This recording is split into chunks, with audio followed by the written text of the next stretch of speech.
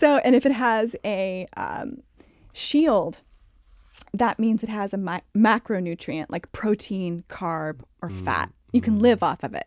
A macronutrient. A macronutrient. God, which one would chias be? So chia is red, and it's a shield because it's a staple crop. So it's a protein. That's what I thought. It's categorized as a protein. Wow.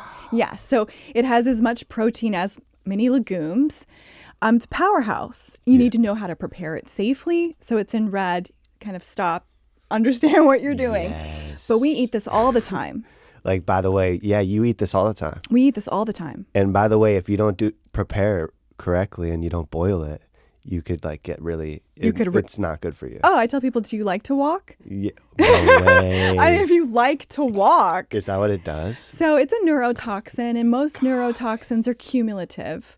So, I mean, you could consume a massive quantity and be hospitalized, with cyanide poisoning acutely. But most likely it's going to be cumulative. And then as you get older, it's going to be Walker Central for you. It's going to be like one of these little... Wow. Which I'm not going for. Yeah, exactly. I'm going for agility. So you bought... Yeah, it's good stuff. Yeah, and this stuff grows so prolific. I love how you're...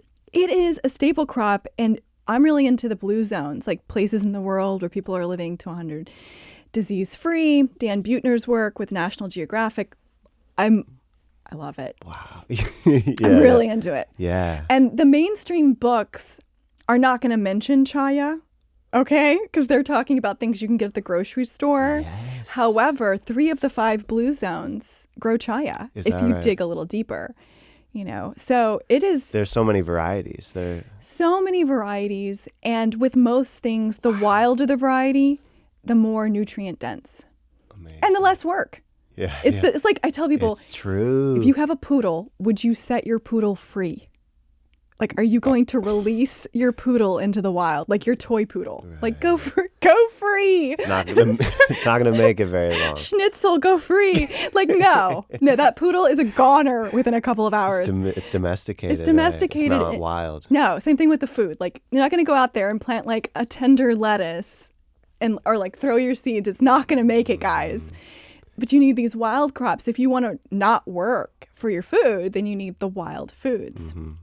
So some of these varieties go so hard because they're heirloom, just meant to, They have been thrive. competing. They are still in existence because nobody cultivated them, because they made it.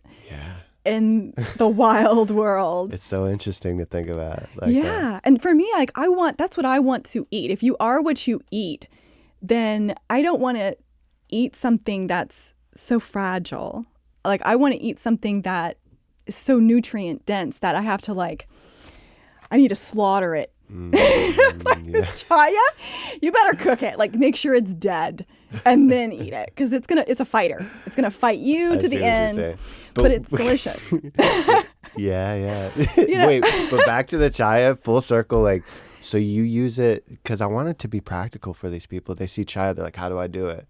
Sometimes, like, how do you boil it? I'll tell you how I do it, because I'm feeding it to my kid. Yeah. So the Eco Farm did like a really solid research. There's a lot of research on chaya. And basically it's like after 15 minutes of boiling, there's no traceable cyanide. Great. So I will boil it 15 or 20 minutes. And then I'm tired because I just chainsawed a tree. I just cut all the leaves off and I just boiled it. So we're good for the day. So basically it's going to ferment overnight in the fridge. And then the next day I usually make a casserole.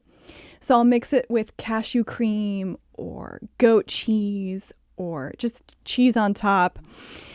And that kind of pairing is a nutritional powerhouse. So you've got, the calcium and the iron and the protein and the B12, like, does a body good, especially for my growing son.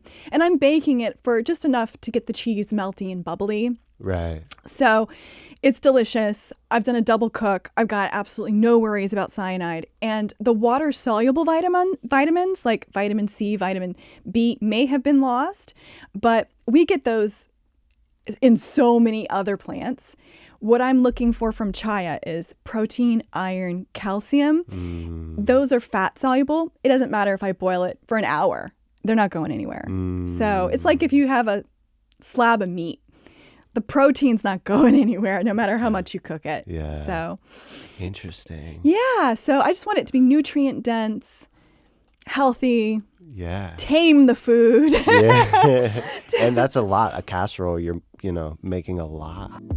We're in the garden. It's existential.